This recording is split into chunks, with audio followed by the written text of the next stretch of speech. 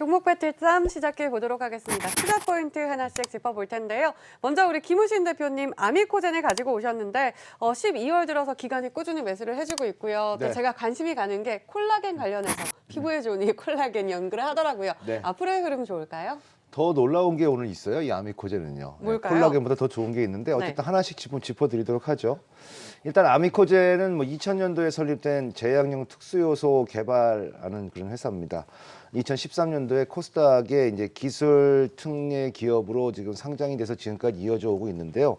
최근에 우리 이제 그 MC께서 얘기하셨던 것처럼 이 콜라겐 펩타이드 관련돼 있는 부분들, 중국의 생산 공장이 늘어나면서 이 콜라겐 펩타이드 생산 능력 기준으로 봤을 때는 국내 1위의 업체라고 보시면 될 것 같아요. 많이들 콜라겐들 좋아하시잖아요. 그런데 제가 오늘 이제 말씀드리고 싶은 건 이 콜라겐 쪽도 있겠습니다만 최근에 나온 흐름들을 좀 보게 되면은 한국 세라믹 기술원과 공동으로 개발한 특허가 있어요. 이 특허가 이제 아세틸 콜린 수용체 결합 펩타이드 등에 대한 이용과 그 용도라는 그런 이 특허인데요. 이게 놀라지 마십시오. 이 업계에서는 이 특허가 상용화됐을 경우에는 보톡스가 거의 사라질 가능성이 높다라고 할 정도로 어마어마한 특허입니다.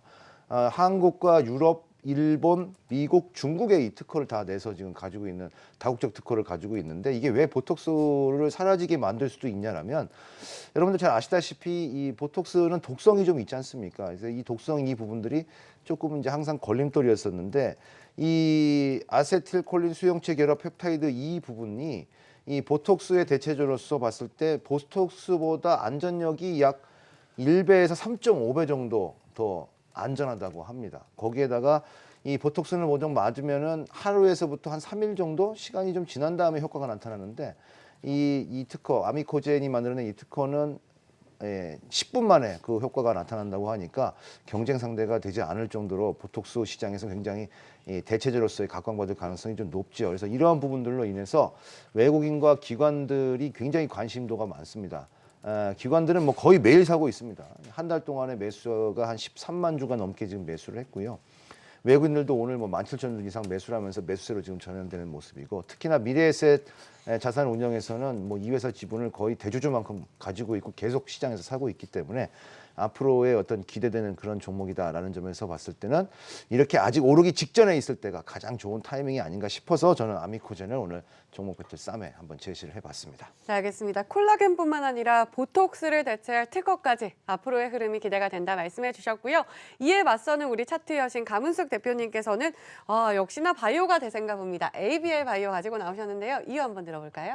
네, ABL 바이오 이제 아무래도 1월 달에 JP모건 헬스케어 컨퍼런스가 있으니까 제약 바이오에 관심이 쏠리는 것 같습니다. 오늘도 상승 흐름이 좋았었고요. 이 ABL 바이오는 제가 이 와우 밴드나 노란톡 플러스 친구를 통해서도 19,000원 이하에서 무료로 공개를 했던 그런 종목입니다. 오늘 같은 경우 21,650원, 그러니까 말씀드리고 나서 한 12, 3% 정도가 상승된 그런 모습인데요. 이중항체 기술 기반 관련주로서 항체 치료제를 연구 개발하고 있는 그런 기업입니다. 우리 이제 앞전에 소개시켜준 앵커님께서 말씀하신 것처럼 이 셀진과 비교해 봤을 때 안전성이나 그런 어떤 효능 면에서 뛰어난 그런 효과를 가지고 있는 그런 기업이고요. ABL 바이오는 파킨슨병 치료제 ABL301을 뇌까지 전달하는 BBB 셔틀 기술을 가지고 있습니다. 또 이 파킨슨병, 알츠하이머 이런 것들이 미래에 우리가 이제 여태까지 제약 바이오하고는 좀 다르게 우리 이제 국가 치매 책임 국가제로도 될 만큼 관심을 가져야 하는 그런 어떤 섹터가 아닌가 싶은데요. 또한 1월 달에 열리는 JP모건 헬스케어 컨퍼런스에 참여를 하게 됩니다. 참여를 해서 다수의 어떤 이중항체 기반의 명역 항암제뿐만 아니라 혈액 뇌관문 통과의 어떤 플랫폼을 만드는 파킨슨병 치료제 ABL301과 관련된 부분들을 글로벌 빅파마를 비롯해서 다수의 회사들과 심도 있는 논의를 진행할 것으로 보여집니다. 그래서 최근에 이 임상에 진입한 로슈의 이중항체 기반 알츠하이머 관련 치료 데이터와 비교를 해서 ABL301에 대한 데이터를 발표할 것으로 예상이 되기 때문에 그 부분보다 훨씬 더 뛰어나고 한다라면 1월 달 JP모건 헬스케어 컨퍼런스 효과도 있지만 추후에 알츠하이머, 파킨슨병, 또 이중항체 이런 어떤 흐름으로 본다 하더라도 지금 주가의 흐름은 역시나 바닥 구간이다라고 보시면 될 것 같습니다. 그래서 이 치매 신약 개발에 대한 강한 의지가 글로벌에서 지금 나타나고 있기 때문에 거기에 중심에 설 수 있는 그런 종목이다라고 보시면 되겠습니다. 네, 지금 주가 바닥권에 있기 때문에 좀 눈여겨보자 이렇게 말씀해 주셨습니다. 네, 오늘은 세 번째로 불러드립니다. 우리 성관종 대표님께서는 역시나 네. 바이오주 유바이오로직스 가지고 나오셨는데요. 네네. 뭐 JP모건 헬스케어 컨퍼런스에 참가하는 것은 물론 또 빌 게이츠 재단하고 손을 잡았더라고요. 네네. 정확한 투자 포인트 짚어주시죠. 네, 이 유바이오로직스 같은 경우에는 이제 백신을 개발하는 업체예요. 근데 어린이들 보면 뭐 백신 접종하면은 막 울고불고 난리잖아요. 저희 딸도 뭐 평소 때는 저 안 부르다가 아빠 난리하는데 자 얘들이 이렇게 맞으면은 힘들잖아요. 근데 이번에는 이 꼴깍 이렇게 물로 먹어서 그냥 삼키면 되는 경구용 콜레라를 만듭니다. 자, 이것을 기반으로 해서 뭐 여러 가지 장티푸스나 폐렴구군, 뭐 수막염 이런 것들을 백신을 개발하는 업체거든요.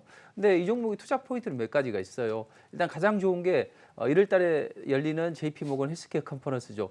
자, 이게 뭐 이름이 기니까 우리는 앞으로 JP모건 헬컨테마라고 이렇게 이름을 짓자고요. 아무튼 이쪽에서 이제 빅파마들하고 뭐 기술 이전도 합의를 할 것이고 또 MOU도 체결할 것이고 이런 기대감이 있어요. 근데 우리나라 기업들이 많이 참석을 합니다. 그 중에서는 자발적으로 참석하는 기업도 있고 초청이 돼서 참가하는 기업이 있어요. 근데 여기가 바로 초청이 돼서 참가합니다. 그만큼 기술력이 좀 뛰어나다는 거죠.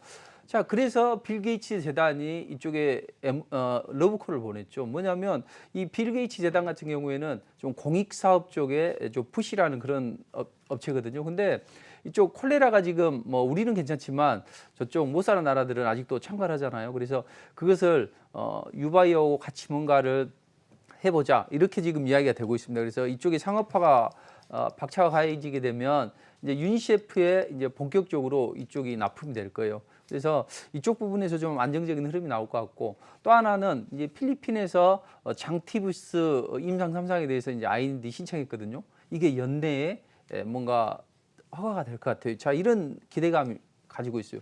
자, 이렇게 잘 나가는 회사다 보니 기관 외국인들이 적극적으로 노릴 수 있겠죠. 근데 지금 현재 외국인도 사고 기관이 적극적으로 매수를 해주고 있거든요. 그래서 뭔가 움직일 때가 됐구나. 저는 이제 이렇게 판단이 되는 거죠. 여기에다가 실적까지 괜찮습니다. 매출이 한 3분기에 한 93% 정도 증가를 했거든요. 그리고 영업이익도 흑자예요. 이 정도면 뭐 나쁘지 않다. 그리고 대부분 이제 JP모건 헬컨 테마들이 조금씩은 움직였거든요. 근데 이 종목은 전혀 움직이지 않았어요. 이제 움직이려고 5일선 위에서 웅크리고 있다. 그래서 상당히 괜찮은 종목이다. 이렇게 보고 있습니다. 네, 다양한 기대감의 실적까지 좋은 종목이다 이렇게 말씀해 주셨습니다. 마지막으로 우리 임종혁 대표님께서는 UTI 가지고 나오셨네요. 투자 포인트 짚어주시죠. 예, UTI는 멀티 카메라 시장 성장의 수혜주면서 폴더폰, 차세대 폴더폰 시장 성장의 수혜주로 분류가 될 수 있습니다. 현재 매출의 90% 이상이 카메라 렌즈 보호유리 사업 부분에서 발생이 되고 있고요. 그 중에서 90%가 이제 삼성전자를 통해서 매출액을 지금 발생시키고 있습니다. 경쟁사 대비 높은 기술 경쟁력을 현재 보유하고 있고요. 시장 규모가 크지 않습니다. 이 종목이 영위하는 사업 분야는요. 그럼에도 불구하고 생산을 하기 위해서는 초기 투자 비용과 고난이도 기술이 필요하기 때문에 진입 장벽이 매우 높은 사업을 영위하고 있습니다.